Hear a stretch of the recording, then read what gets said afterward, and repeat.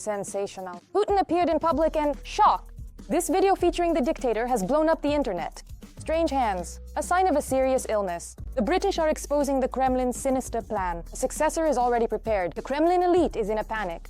Generals are whispering, the elites are packing their bags, and the people are rising up against the regime. All this and more coming up next. Watch until the end. This is Ukraine Today with Renata Aslanova and latest events. Putin's new appearance and new theories. Something incredible is spreading across the internet. There really is something wrong with the dictator. Everyone noticed Putin's strange behavior. Initially, the video was published by the Russian movement Healthy Fatherland. It discusses the initiative to ban vapes in Russia. We kindly ask you to issue an order to consider introducing a complete ban on vapes in the Federation. Of course, we would like everyone to live in both physical and mental health. We declare. We are ready. To confirm. We go to the locations ourselves and record violations. At the moment, there are more than 5,000 violations. We really need your support. It's important to decide and act. Yes. Well, thank you. Thank you so much for listening to us and supporting us. Thank you very much. Later, the Telegram channel Next Alive published a video featuring the head of the Kremlin and showed his hands separately. Funeral feasts are a thing of the past. Now, bazooka arms are in fashion. Online, people are puzzled about what happened to the Russian dictator's hands. They look extremely unhealthy. Amusingly, in the video, people wished Putin good health. Or maybe he's an alien humanoid? This is far from the first time the media has paid attention to Putin's health condition. The British publication, The Sun, also noticed something was wrong. They even wrote that the Russian dictator shows signs of Parkinson's disease. He looks unwell. They also pointed out the unnatural postures of the Kremlin leader. The health condition of the 73-year-old Putin has repeatedly become a topic of discussion in the media. There have even been reports that the dictator is suffering from cancer. In April 2022, the Russian publication Prokt released an investigation into Putin's health. It found that there is an oncologist on the Russian president's medical team. They also noted that the composition of the medical team is very telling. Otolaryngologists Alexei Shcheglov and Igor Isakov, as well as surgeon Evgeny Selivanov, are Putin's most frequent companions. For example, over 4 years, Shcheglov flew to Sochi to see Putin 59 times and spent 282 days by his side. Selivanov, 35 times and 166 days. This team of doctors is by Putin's side when he stays at his residence in Sochi, as well as during periods when he does not appear in public for a long time. Prokt reports that Selivanov specialized in diagnosing and treating thyroid cancer in elderly and senior patients. In addition, the head of the main intelligence directorate, Kirilo Budanov, has also spoken about Putin's serious illness. So in December 2022, British media reported that Putin had been diagnosed with several serious illnesses: cancer, schizoaffective disorder, and Parkinson's disease. Budanov also confirmed this information. Back in 2021, there was a statement, apparently from me, that Putin was seriously ill with cancer. And now everyone is starting to say that something is wrong with him. Time will tell who was right. Urgent. Putin is preparing to rule until 2050. The British have uncovered the Kremlin's terrifying plan. You will be surprised when you hear this. The 73-year-old dictator dreams of sitting on the throne for years, and shock, there is already a successor. Watch further for all the details of this sensational investigation. The Russian dictator Putin has already ruled longer than many of his predecessors, and this new publication only adds fuel to the fire of rumors. According to a British tabloid, he allegedly wants to stay in power until the age of 97. Do you really think people will be able to live to 150 years and beyond in some... Yes. I think when we were going to the parade, the chairman talked about this. Yes, that's right. This topic was actively promoted by Mr. Berlusconi at one time. His power is so concentrated that the question of when will he leave now sounds less like an expectation and more like rhetoric. The constitution was rewritten, the terms reset. He can remain president until 2036. Modern wellness methods, medical treatments, and even numerous surgical procedures like organ replacements allow humanity to hope that an active and fulfilling life will continue differently than it does today. But the plans, it seems, are even broader. Putin's inner circle is reportedly overseeing projects related to life extension in which his eldest daughter, Maria Vorontsova, a doctor and endocrinologist involved in scientific initiatives, is also participating. We know that Putin's eldest daughter, endocrinologist Maria Vorontsova, works in this same field. a field that, much to the delight of the ruling elders, mixes technologies of the distant future, genome editing to prevent cell division from degrading over time, 3D printing of entire organs, and all sorts of otherworldly clownery like meetings with shamans. Perhaps it's no coincidence that we recently noticed a video where Putin and Xi Jinping discuss how human life will become significantly longer, as if preparing for a new era in which both the state and its leader will remain in power much longer.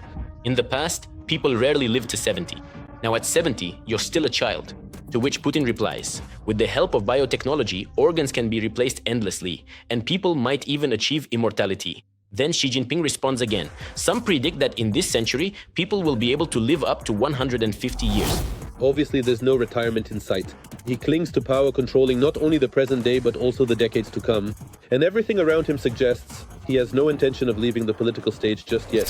We have long known that the president of the Kurchatov Institute, Mikhail Kovalchuk, is not only obsessed with the genome of Russianness, not only talks about genetic weapons aimed exclusively at Slavs, but also heads large-scale research in the field of aging and its prevention. A leader who has set a record for time in power, a management school without a successor, and scientific technological projects into which the family is integrated. All of this forms a troubling image, the image of a person who is not just counting on another term, but on a long-term life in the seat of power. There is nothing at all surprising about the fact that when they meet, two elderly dictators will discuss in detail how to cheat death, just as there is no doubt whatsoever that this very question occupies their thoughts more and more with each passing year. How to freeze a perfect moment in time and make absolutely sure the future never arrives. After all, in that future they do not exist, which is absolutely unacceptable. If the sources are to be believed, the price for this has been and remains extremely high, not just for him, but for the entire system in which he has become the center. But it's not just Putin's health that is failing him. A purge of the Russian elite is brewing. Everyone is betraying Putin, one after. Every voice matters. Join our community, support independent journalism, and help us bring you the truth from Ukraine. Become a member of Ukraine Today. Join us now. Another. General Gerasimov is hanging by a thread. Putin is preparing to remove the military leadership because of failures at the front. The partisans have obtained exclusive information. The Kremlin is extremely dissatisfied with his work and the falsified reports from the front. Putin has given Gerasimov a deadline to capture Pokrovsk by mid-November. This order is the general's last chance to keep his position. According to the Atesh movement, candidates to replace Gerasimov are already being discussed in Putin's inner circle. The most likely successor is said to be Colonel General Viktor Poznikir, who has a reputation as a controllable and more loyal officer to the Kremlin. Meanwhile, the youth uprising against Putin's dictatorship is only gaining momentum with each passing day. A talented Russian singer, Nauka, who performed anti-war and anti-Putin songs in St. Petersburg and nearly sparked mass protests in the city's streets, has inspired followers in Petersburg.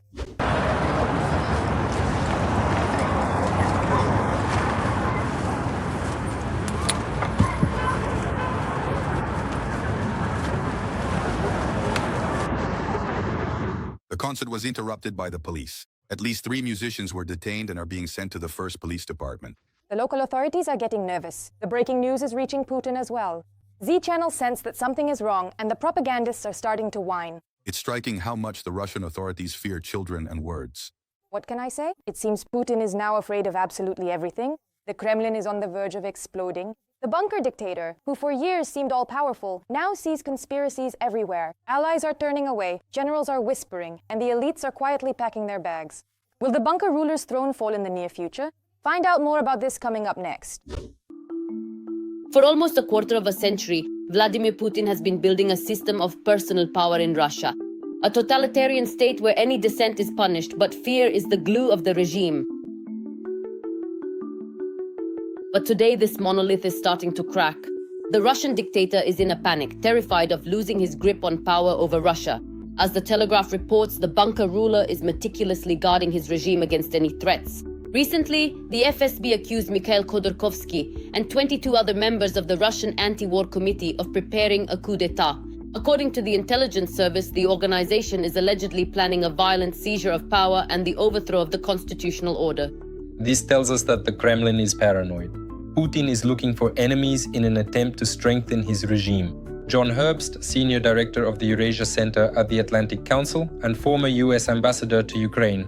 After spending 10 years in a Siberian prison, Khodorkovsky was released in 2013 and fled to Europe, where in 2022 he founded an anti-war committee. In an interview with The Telegraph, he stated that the FSB's accusations are a reflection of the Kremlin's fear of the future and the issue of power transfer. What do we have in Russia? A prime minister whom no one elected but was appointed by Putin, courts appointed by Putin, a parliament whose seats were filled as a result of rigged elections and in whose legitimacy no one believes. Mikhail Khodorkovsky, Russian entrepreneur and publicist. They couldn't care less about the liberals who fled after being castrated. They're not afraid at all. They're afraid of each other, of other predators, just like themselves, those who circle around you, smile in your face every day, and swear loyalty. These are the ones who can do something, and Putin knows this perfectly well. And Prigozhin's mutiny, even if it was just theater, clearly showed that no one is going to defend him. And not the National Guard, not the police, not the rank and file, not the generals. No one cares, no one gives a damn. And that's why Putin is scared. And indeed, fear is becoming the key word. The dictator is cornered, and the economic situation only adds to the anxiety. Russia's Minister of Economy, Maxim Reshetnikov, has admitted the country is on the brink of recession. The banking system is suffocating under the debts of defense enterprises. According to Harvard analyst Craig Kennedy, $190 billion in loans have been issued to defense industry companies without guarantees. And now this bubble could burst at any moment. Moreover, Ukrainian drones have destroyed more than half of Russia's oil refineries, plunging the country into massive lines at gas stations and a fuel shortage. And new sanctions from across the ocean have only intensified the blow. Donald Trump has imposed the most painful restrictions since the start of the war. Rosneft and Lukoil, the giants, have come under fire. Now China and India are cutting back on purchases of Russian oil. Almost 3 million barrels per day are at risk, along with half of the Kremlin's revenues. But Putin fears not only internal threats, but external ones as well. The dictator is pulling more and more air defense systems toward the Kremlin. There are already 5 layers of defense around the capital. S-300 and S-400 systems are being brought in from all regions. What do you think about the latest events? Share your opinion in the comments. Like this video and stay up to date with the main news. There's more to come.